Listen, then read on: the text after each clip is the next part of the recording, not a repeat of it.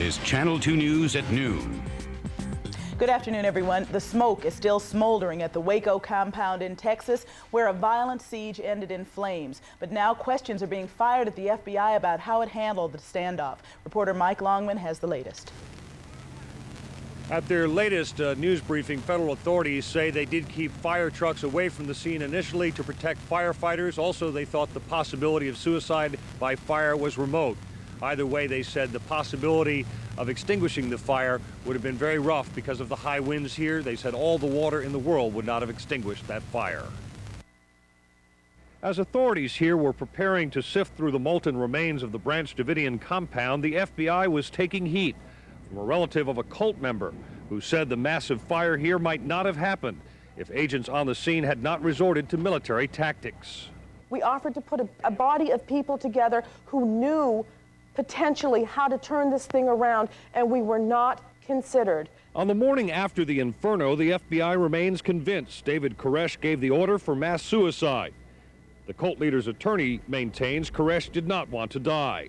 He understood his situation very well. It's very rational, very factual, and knew that he had to come out and get in the system, and wanted his story to be known. He wanted to tell what happened on February the 28th, which was a terrible abuse of authority. At the latest news briefing, federal authorities gave this account of their actions on day 51 of the standoff. Those children are dead because David Koresh had them killed. There's no question about that. He had those fires started. He had 51 days to release those children. He chose those children to die. Federal authorities here also say they have absolute evidence that David Koresh was providing them with yet another sham and saying he was writing a tract on the 7 seals. When asked if that was a listening device inside the compound, they said they could not divulge their intelligence. Mike Longman for CBS News from Waco, Texas. Now back to you. Now, it is, of course, a painful wait for families and friends of those who were inside the compound, still hoping for word on their loved ones. Channel 2's Mary Murphy talked to one cult member's brother up in Chester, New York, which is northwest of New York City. Mary's there now with a live report for us. Mary? Well, Carol, actually right now we're in Monroe, which is next to Chester, which is where Peter James Hipsman grew up. He is 28 years old, and his family has lived here their entire lives. And they're hoping for a small miracle today, even though the name of Peter James Hipsman did not appear on the list of 9 survivors after that devastating fire in Waco, Texas. Waco, of course, is a couple of thousand miles away from this area, but what happened there has touched this family especially hard. I spoke a couple of hours ago with the brother of Peter James Hipsman. He is a New York City firefighter who works out of a firehouse in Harlem. And he was watching TV yesterday as those very vivid flames consumed the compound in Waco, Texas, where his brother is presumed to be. Now, Peter Hipsman is the youngest son in a family of 7 children, and apparently he was very popular here when he went to high school. He graduated 10 years ago from Monroe Woodbury High School. He was voted class flirt. He was very popular with the girls. He was considered a very handsome man, very outgoing. He was also, I'm told, a star basketball player. But he longed to leave Orange County, New York. And Hipsman was traveling in Hawaii about 8 years ago when he apparently joined the Branch Davidians. And then about 6 years ago, we're told, he followed David Koresh to Waco, Texas. Apparently the last time that his family saw Hipsman was 5 years ago, and they knew that there were some very dramatic changes in his personality, that he was quoting the Bible a lot. In fact, one of the local newspapers up here said that his mother was concerned that he had been brainwashed by the cult. She apparently wrote letters to him and accused him of being brainwashed, and he insisted that he was not. We'd like to go to that tape now of the interview with Mr. Hipsman's brother, and I asked his brother first off if he felt that the FBI absolutely had to move in yesterday on the compound. My honest opinion is no. They waited 51 days. They could have waited another week, another 2 weeks for him to finish his so-called manuscript. Do you think David Koresh would have given up or come out? I'm thinking yes. Yeah, he probably would have. It's just it's too bad that I had to be watching it. Were you at work? Yeah, I was in the firehouse. Yeah. In the city? Yeah. And then it just came up on the TV? Yeah. It just evolved into the disaster that came about. Dan, how would you describe your brother? Basically, he was an all-American boy. Great sense of humor. Fun-loving. Fun-loving. Everybody loved him. Jokester. Quite a character. Everybody that met him loved him. Sweet and loving. Do you know why he got interested in this group? No, I really can't say.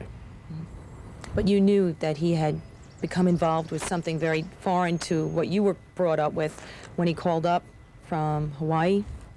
Basically, all I really thought was that he'd just gotten very religious. And at this hour, the Hipsman family is simply hoping for a small miracle.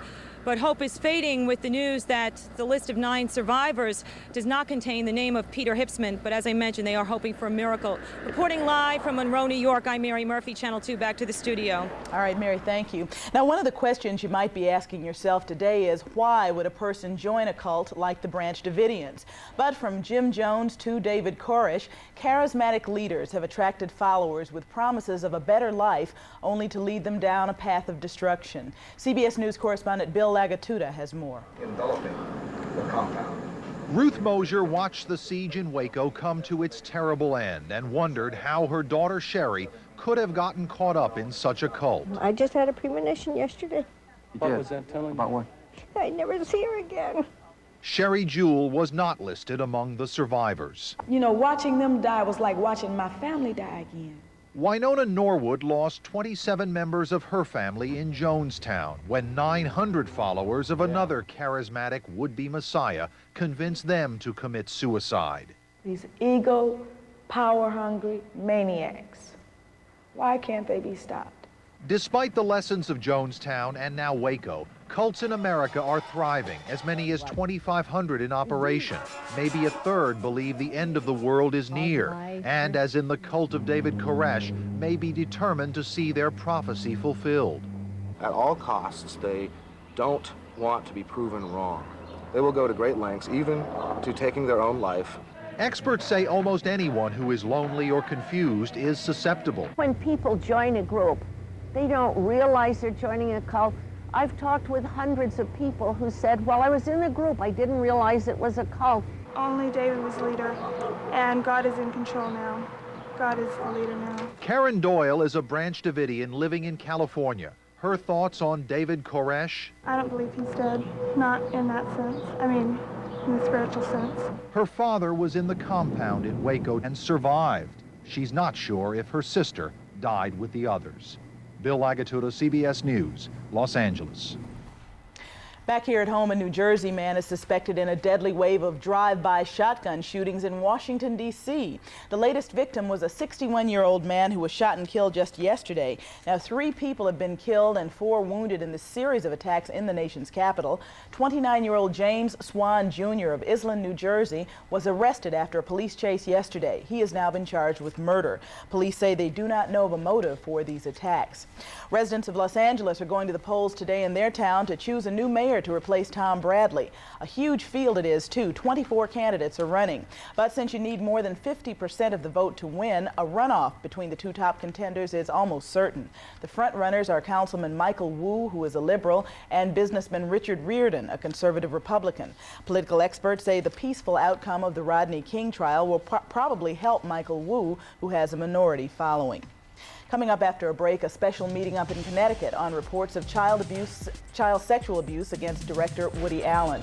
Also, a man who used to play a big part in Marla Maples' life faces the law. And there's a report that John F. Kennedy Jr. may be planning a big move in his life. What do you think of this, sir? Not rice and shrimp. Risotto e gamberetti risola, made better by Bentolli. Not cornmeal toast. Crostini di polenta, made better by Bentolli.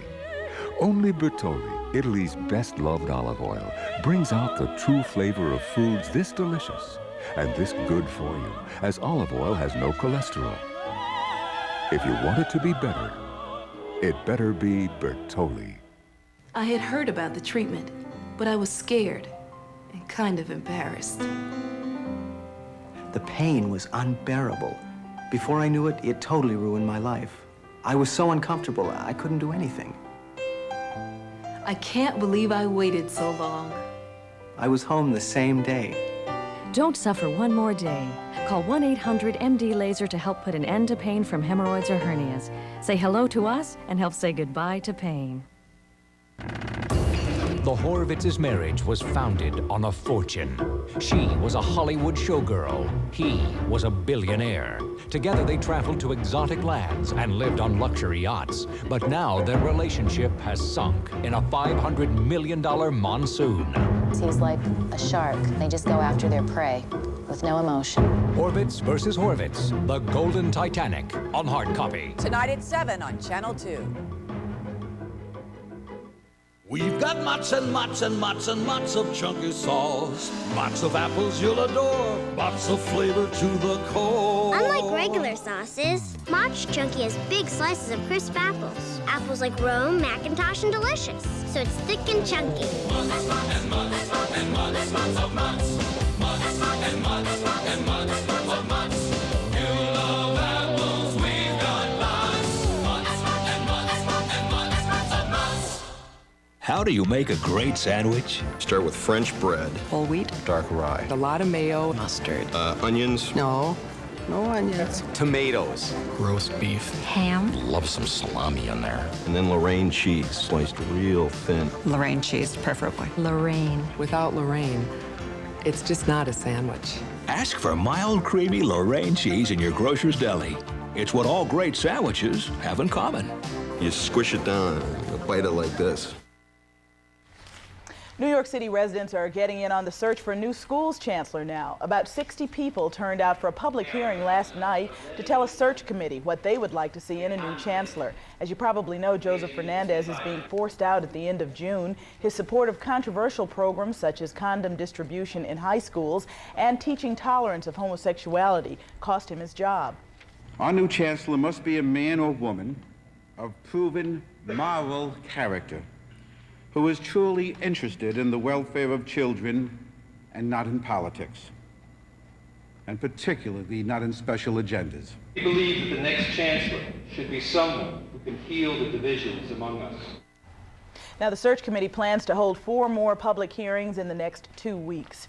Well, there's a not guilty plea this noon from the man who is accused of breaking into Marla Maples' apartment and stealing her shoes. 49-year-old Chuck Jones, who is Marla's former manager, was arrested last July. Police say he was caught by a security camera in Marla's Central Park South apartment, stealing many of her shoes. Marla pressed charges, and today Jones pled not guilty to charges of burglary, possession of stolen property, and weapons possession. We were friends for many years. She shared many experiences with me, and I've shared a lot with her. And it's unfortunate that we've come to this event here today. No trial date set yet, but Jones's next court date is June the 9th. There is a special session today on reports of child sexual abuse in the Woody Allen-Mia Farrow custody fight. Lawyers for both sides will get the written report by Yale New Haven Dr. John Leventhal. Now, he led the investigation into claims that Allen sexually abused the couple's daughter, Dylan. Connecticut authorities did not charge Allen in the case. The times and locations of today's private session are being kept secret. Well, street sightings of John F. Kennedy Jr. may soon be a thing of the past here in New York City.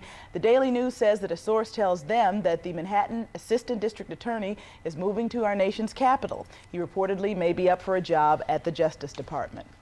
Well, working from home sounded like a good job to one New York woman, but instead of money, she ended up with a lot of empty promises. We have that coming up in our Troubleshooter report next.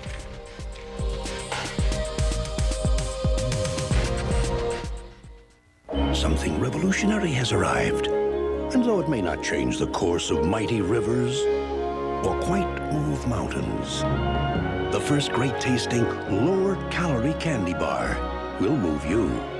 New Mars Milky Way 2 has 25% fewer calories, but all the taste of a Mars Milky Way. So while it won't cause the planets to realign, it will make life on this one a little sweeter. When Playboy asked her to pose a GIF, the price was right for this game show hostess. This isn't about nudity. It's doing something that's totally out of character. On the next Entertainment Tonight, Diane Parkinson tells why she just couldn't say no. Then we're on the road with dynamic duet Clint Black and his new partner, Wynonna. Plus, I don't think she stands a chance. Put him up. Put him up. choreograph a catfight. Go behind the scenes and see how soap operas time that scratching and clawing just right on the next E.T. Tonight at 7:30 on Channel 2.